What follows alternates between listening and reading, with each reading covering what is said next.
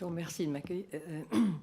Donc, je me présente, Isabelle Vaccari, je suis professeure émérite de l'Université de Paris-Nanterre et je suis beaucoup moins compétente que mon voisin en matière de finances sociales. Donc, je ne vais pas rediscuter les questions qui ont été abordées.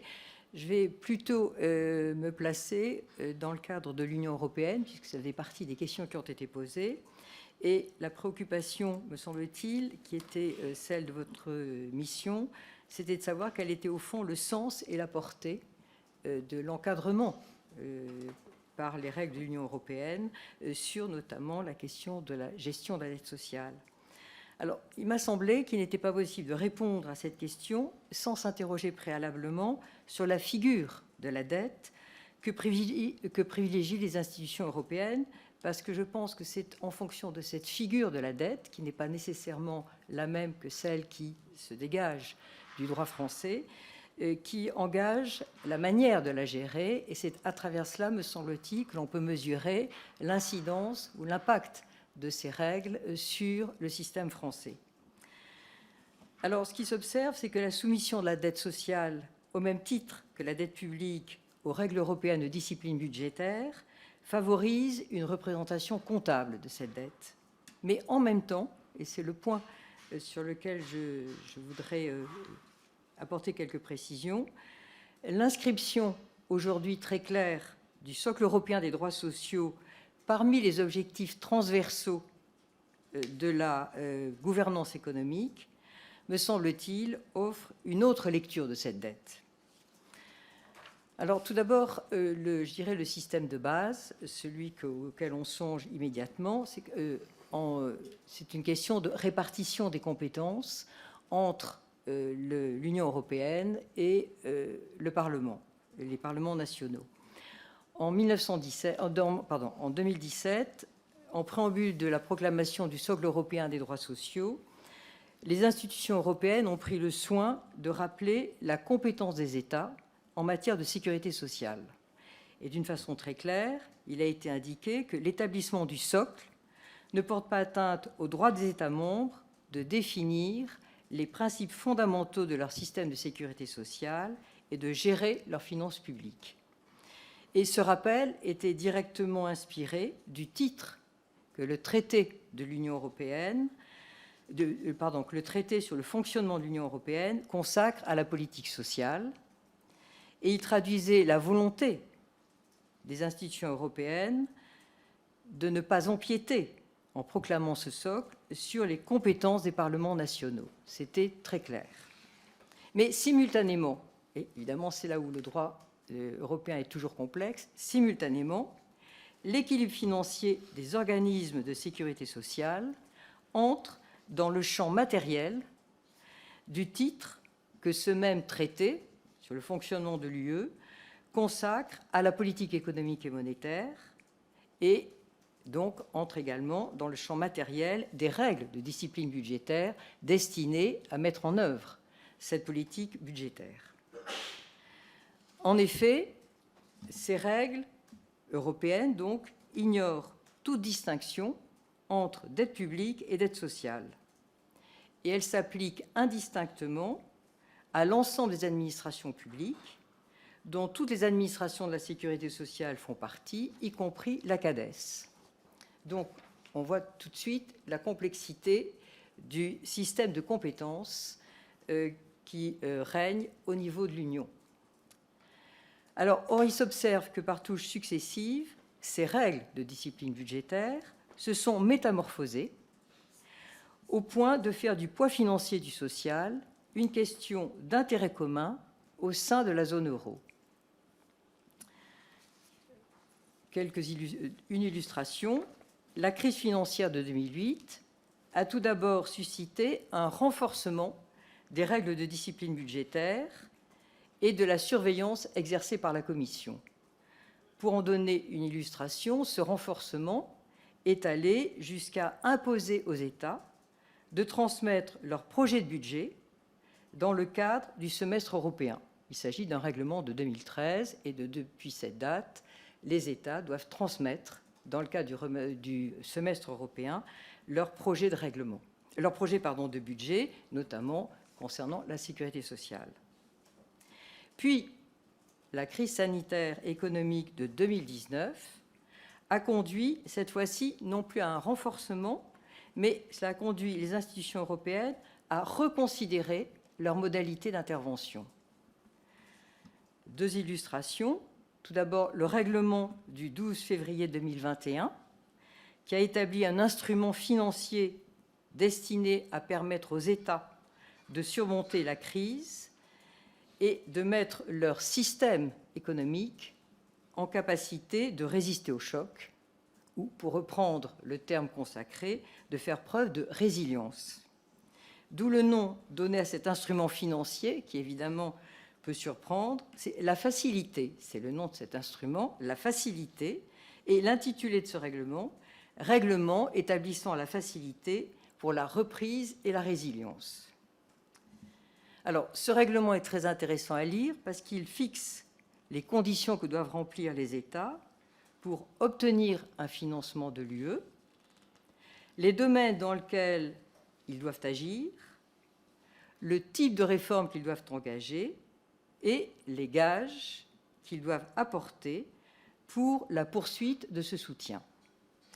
Alors, à titre d'illustration, les engagements pris par la France dans le plan qu'elle a présenté pour obtenir ce financement de l'Union européenne au titre de la facilité: réforme de l'assurance chômage, nous sommes en plein dedans, transformation de la fonction publique, c'est également le cas, réforme du système de santé, réforme du grand âge et de l'autonomie et renforcement du cadre de la gouvernance des finances publiques et de l'efficacité de la dépense publique. Autre manifestation, ou disons nouvelle manifestation de cette transformation des modalités d'intervention de la Commission, eh bien, c'est la discussion actuelle au sein de la Commission et aujourd'hui du Conseil des affaires économiques et financières, c'est-à-dire le Conseil ECOFIN, sur les adaptations nécessaires du pacte de stabilité et de croissance. Alors, la Commission résume son projet en ces termes: établir un cadre qui a pour objectif de réduire de manière crédible et substantielle les niveaux d'endettement élevés et de promouvoir une croissance durable et inclusive. À la fois réduire les niveaux d'endettement trop élevés dans bien des États, mais en même temps promouvoir une croissance durable et inclusive. Alors, à cette fin, les États dont l'endettement est important devront, ici encore, présenter un plan, mais cette fois, c'est un plan de moyen terme qui les mette sur une trajectoire descendante plausible. Ce sont les termes de la Commission. Il faut un plan à moyen terme, au minimum 4 ans, qui mette les États sur une trajectoire descendante, mais juste une trajectoire descendante, ce qui est quand même assez ouvert, plausible. Alors, ce que l'on peut simplement, juste la remarque que l'on peut faire à ce propos, c'est que la teneur des recommandations de la Commission et du Conseil qui ont été faites jusqu'à maintenant dans le cadre du semestre européen, depuis qu'existe ce semestre, laisse penser que la réforme tant du marché du travail que du système de protection sociale seront au cœur de ces plans. D'où, évidemment, la question, mais là c'est juste une question que l'on peut se poser, dans des pays comme la France, fortement endettés, nous le savons, le remboursement de la dette sociale ne fera-t-elle pas partie, justement, de cette trajectoire descendante? C'est tentant de la mettre, puisqu'elle est remboursée. Et dès lors, la tentation, deuxième tentation, plausible, ce serait d'avoir une approche très compréhensive de cette dette et de mettre beaucoup de choses sous cet intitulé. Mais c'est évidemment une question. Alors, cette histoire très rapide de la métamorphose de la gouvernance européenne, de mon point de vue, ne serait pas complète si je ne soulignais pas la reconfiguration institutionnelle qu'elle induit.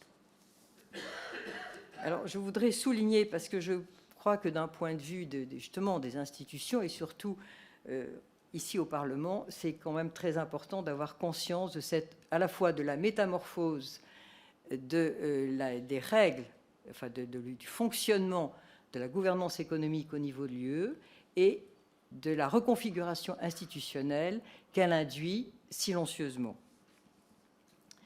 Au cours du semestre européen, comme dans le cadre du financement du plan de relance, le dialogue se noue entre la Commission, le Conseil, qui est le Conseil ECOFIN, Économie et Finances, et les gouvernements nationaux, c'est-à-dire en dehors des instances naturellement compétentes en matière de démocratie, en matière de protection sociale, qu'il s'agisse des parlements nationaux, démocratie politique, ou des partenaires sociaux, démocratie sociale. Or, c'est au fil de ce dialogue que se fabriquent concrètement les programmes de réforme des différents États. Juste une illustration, s'agissant du plan français de relance, qui a été présenté il y a 2 ans et qui, chaque année, est représenté par le gouvernement, eh bien, il a été évalué par la Commission, présenté par le gouvernement et par le ministère des Finances, évalué par la Commission et ensuite approuvé par le Conseil ECOFIN. Alors, ce serait inexact de dire que l'Assemblée nationale et le Sénat sont tenus complètement en dehors, mais simplement ils sont informés. Donc, la Commission des affaires européennes est informée et a la possibilité, constitutionnellement, d'émettre des résolutions européennes, mais ces résolutions ne lient pas le gouvernement dans son action au sein de l'Union. Et alors, j'ai d'ailleurs observé qu'en ce qui concerne les discussions actuelles sur la réforme du pacte de stabilité et de croissance, dans les rapports qui ont été formulés tant par le Sénat que par l'Assemblée nationale il y a quelques mois, la Commission regrette justement de ne pas pouvoir que le Parlement ne puisse prendre pas part à ces discussions, qui ensuite engagent, bien sûr, ces contraintes ou les règles applicables lorsqu'il s'agit d'élaborer les budgets nationaux et notamment le budget de la sécurité sociale. Les 2 commissions, celle du Sénat et de l'Assemblée nationale, ont vraiment déploré cette absence ou le fait que le dialogue soit uniquement au niveau intergouvernemental.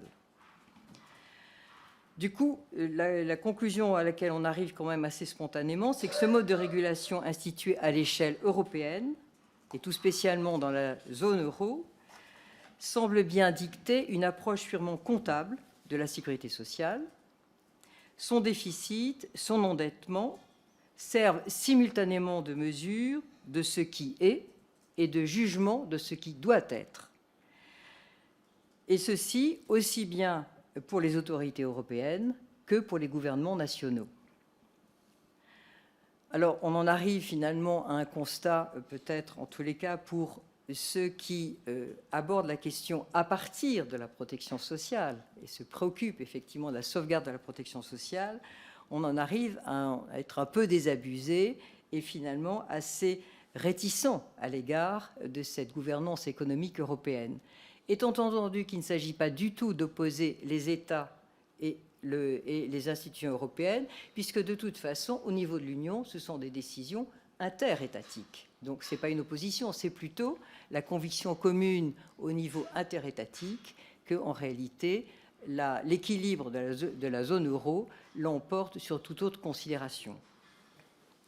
Mais pourtant, en lisant attentivement le règlement mettant en place la facilité, lecture très fastidieuse, je dois dire, parce que les textes européens sont très fastidieux, j'ai été frappée par la référence constamment faite au socle européen des droits sociaux. D'où, évidemment, ça m'a amené à me poser cette deuxième question. Est-ce que la référence au socle européen des droits sociaux, donc, qui sont des droits fondamentaux, introduirait-elle une autre représentation possible de la dette sociale? Alors, la proclamation européenne du socle des droits sociaux date de 2017 et, à l'époque, la Commission l'avait présentée comme un signal politique qu'elle a entendu donner pour montrer qu'elle souhaitait relancer l'Europe sociale, qui était en panne au plan des directives, donc au plan législatif, mais relancer l'Europe sociale en l'inscrivant, justement, et c'est ça qui nous intéresse, dans le champ de la gouvernance économique. Par exemple, il était indiqué que pour accomplir les réformes structurelles, il convient de tenir compte des priorités et conséquences sociales lors de leur conception et de leur mise en œuvre en s'inspirant de ce socle des droits sociaux. Le règlement, justement, du 12 février 2021, oui. Excusez-moi de vous interrompre. On va devoir suspendre juste 5 minutes. On a le vote dans 2 minutes 30 sur la reconnaissance du massacre des Algériens du 7 octobre 1961, qui arrive maintenant. Et donc, je suis obligé, avec mes collègues, on tenait tous à voter. On a vraiment pour 3 minutes pile poil, on fait l'aller-retour, on appuie sur un bouton et on revient tout de suite. Priorité.